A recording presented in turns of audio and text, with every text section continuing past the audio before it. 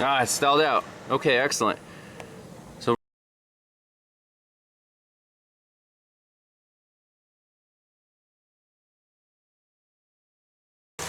everyone, welcome back to Pine Hollow Auto Diagnostics. Today we're working on a 2011 Chevy Malibu that the customer complaint is intermittently stalls out, and especially when he's using the air conditioner. What are we measuring here on the scope? Let's look at the trouble codes.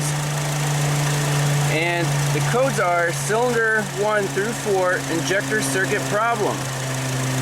Very interesting. So obviously if the injectors drop out, the engine will stall out.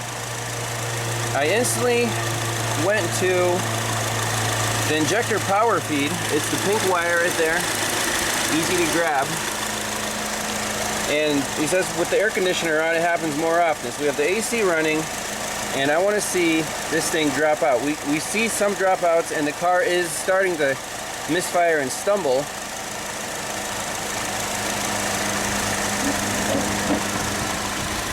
I'm going to give it some gas, see if it acts up, or put in gear.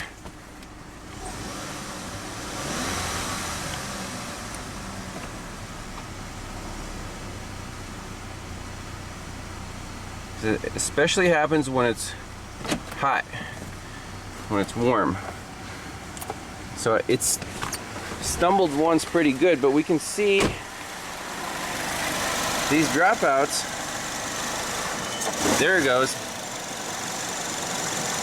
So pause it. It's really acting up now.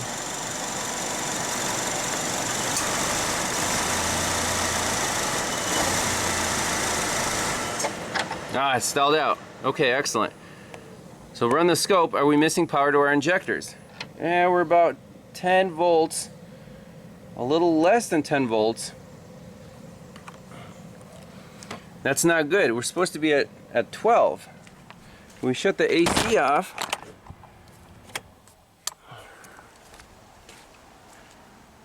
We're still at 10. There's a voltage drop somewhere. Start it back up.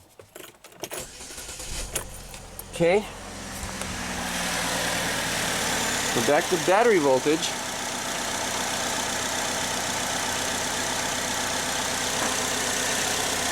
Keep watching.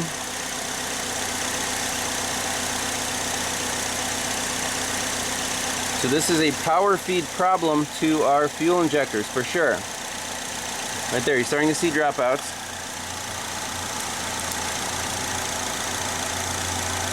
Let's wait for it to act up, and right there, saw the voltage drop again.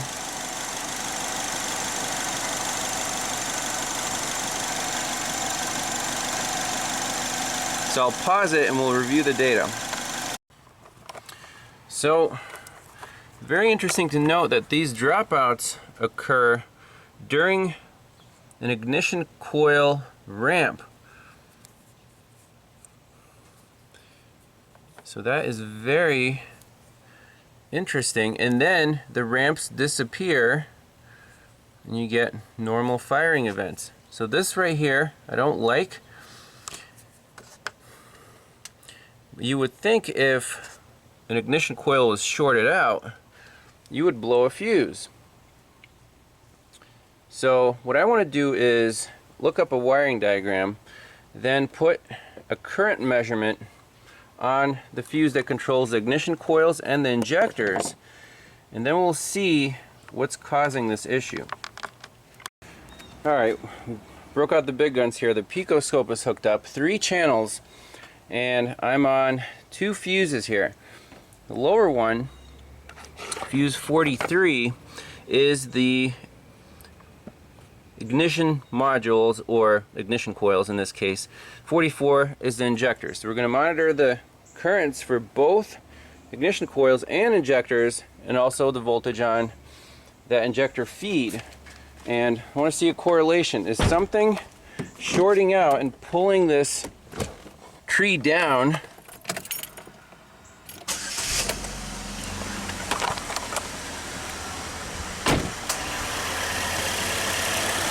Okay, here we go. So So let's watch that voltage. Hopefully it'll do its thing. Unless the problem was in the fuses I just pulled. And I don't think it is. There we go. Yep, we're seeing the dropouts. Very good. Boom, boom, boom. And if it doesn't stall out, we should have enough data here to make a decision.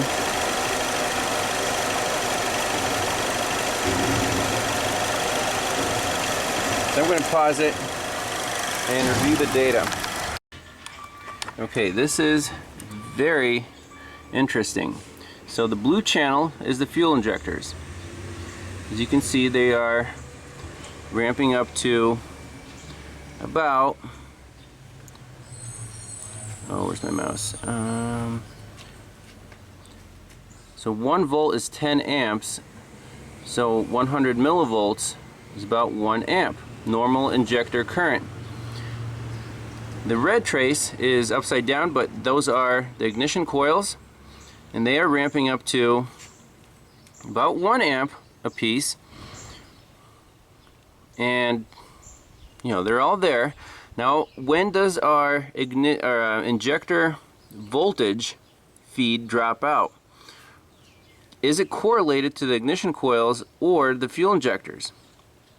See, as you can see, when that big dropout happened, hey, we had no injector pulse, that's why the engine stumbled. Now, these humps here are not correlated to much of anything. It looks like a ramp and then back down and then some dropouts, but it's not due to the injectors and it's not due to the ignition coils. We have something else here drawing either too much current or causing the feed to that fuse to drop out. We can even relocate our voltage feed to the injector fuse, and the injector fuse is, I keep getting confused here, is number 44, which is the upper one. So we can just plug it in, piggyback into our banana jack. And interesting to note that we're missing injector pulses but not ignition pulses. So what else is on this injector harness or fuse? So I added one more channel, so we have 4 channels now, to the actual fused side on the injector fuse. So we're measuring voltage drop between here and there.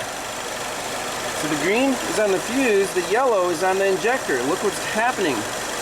We're getting those voltage drops, and soon, if those voltage drops coincide with when the injector is supposed to fire, you'll start getting the misfires and stalling.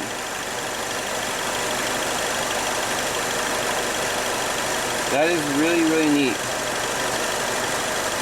So we're looking at a bad connection somewhere, maybe a wire that's almost open, it can't carry enough current.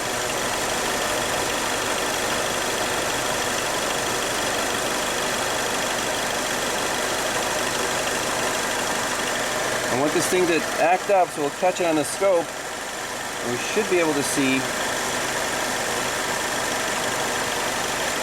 the issue.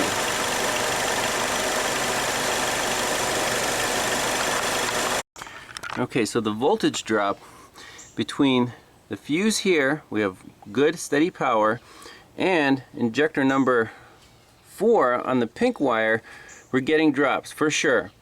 And there's nothing else on this fuse. So the scope here, even though the car didn't stall and we didn't lose injector pulse, you can see that this voltage is dropping down to below 12, sometimes to 0. There is an intermittent contact somewhere, for sure. Otherwise the fuse would be blown if it was a short to ground. And since there's nothing else on this engine that is tied to that fuse, we have to look at the wiring harness. Now, what's another quick place we can check in between the fuse and the injector? In here, there's connector X130. Pink and black wire comes in, pink comes out. That's this guy right here. All the injectors are on it. So first, let's start up the car, do a little wiggle check before back probing, and I think we're very close to the source of the problem. It's going to be a bad connection. Okay, here we go. Watch the yellow trace. I'm going to wiggle this connector right here.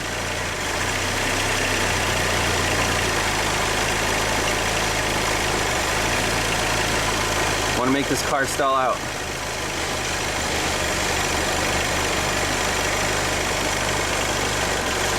Right there. If I tap it,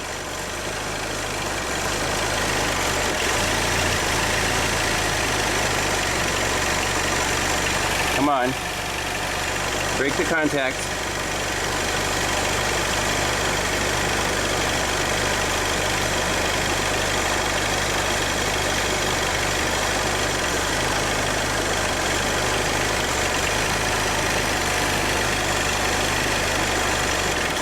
There you go.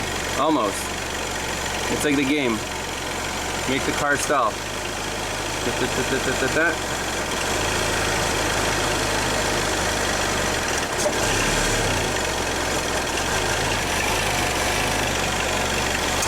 So we basically found the problem. Next we can move our lead from the fuse to the pink wire right here and see if the problem is before the connector or after the connector, or maybe inside the connector. Okay, next experiment. We're getting closer to the source of the problem. I'm back probing the pink and black wire, which comes from that fuse. So I want to see if the voltage is good to here on the harness side of the connector.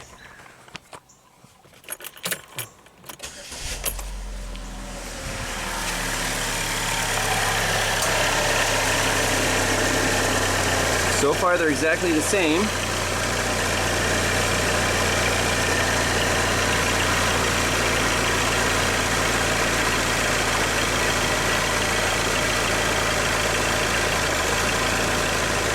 Did they both drop out? Or just the yellow trace?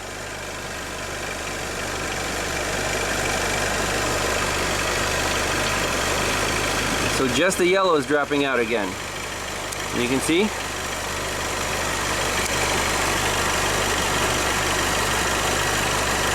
right there at the injector we dropped voltage, but on this side of the connector on the green trace we're good. So we're good to here.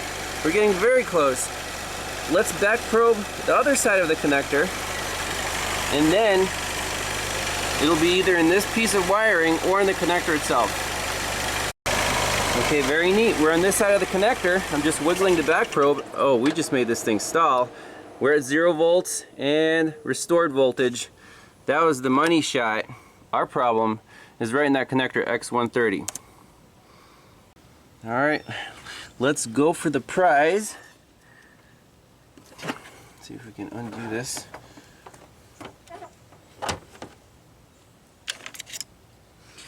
So there's a little tab. Move that out of the way. Unhook. Do you see any problems with that terminal? So this pink wire goes to the bottom left terminal there, and then the other side keeps going. So it's either terminal fretting, the contact's not good, or the actual pin to the wire connection is intermittent. Last test to pinpoint the problem within the connector, test lights. So I have the test light plugged in right to the harness side on that pin, and doing a little wiggle check. Doesn't take much for those test lights to go out.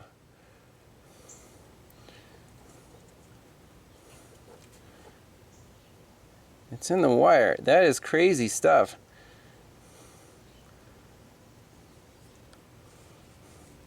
So we have to take this connector apart and find out why the pink wire and the pin are not friendly together. We can pull on the pink wire and oh, well, here's what happened. It just broke right here. So now my question is, do we have enough copper? I think we should. Just to verify, let's put our test light on this side of the wire. So that wire just broke very close to the connector. So you would think it's a pin issue because you measured close to the connector, but we didn't go right here. We went like right here. So let's just verify that we have power on this side. And we plug in our test light.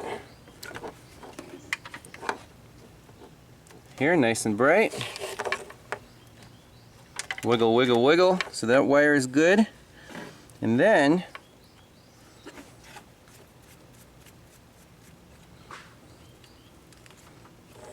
if I can grab onto it, get the probe on, that's going to be tough.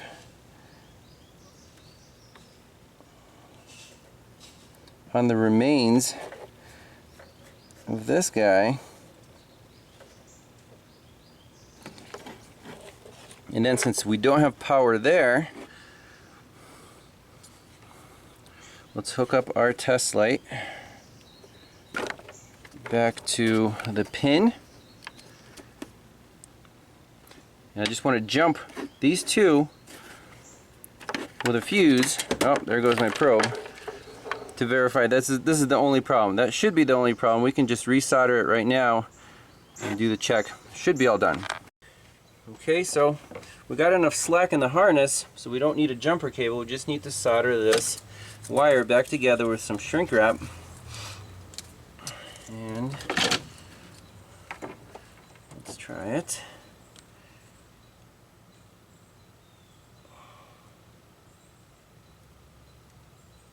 It's crazy how long the battery lasts on the soldering iron. I recharge it maybe once a month, and I use it almost every day.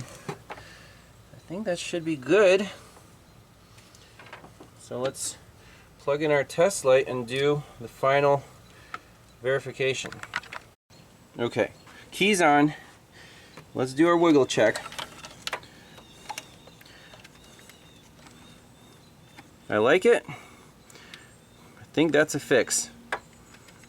So the wire was just holding on by one strand, and the insulation wasn't broken, so it was just fatigue from engine vibration or something. But now it's good as new, so it should last another 10 years. Let's plug it in, make sure everything works. Okay, final verification of repair. Let's first clear the codes out with the key on.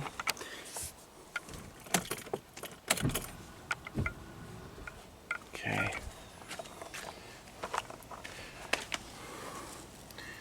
So let's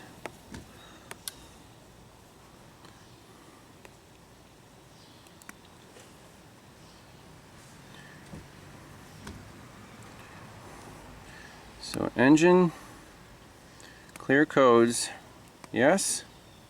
Continue. Codes, display codes.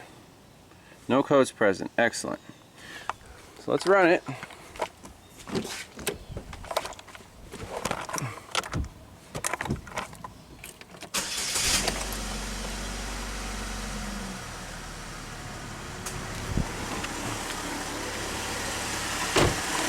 And look at our voltage. We have no drops at all. We'll wiggle the connector.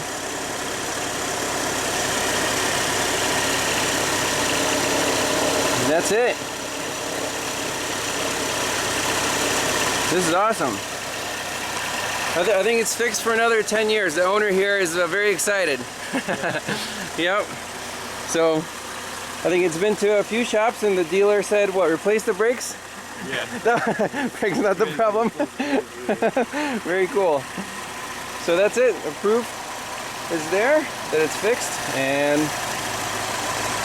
very cool problem. So a break in the wire, internal, in the insulation. Found it using voltage drops, using the scope. You need the scope for this because you want to see the dropouts. You can't use the voltmeter. I think that's it. No codes. Awesome. So thanks a lot for watching. We'll see you in the next one. Bye-bye.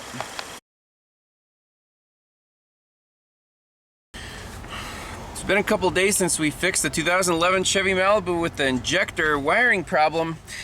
And now the customer stuck at a gas station called me up and says he drove here fine, no issues. Now his car's a no crank, no start. Sounds like a very different problem, doesn't it?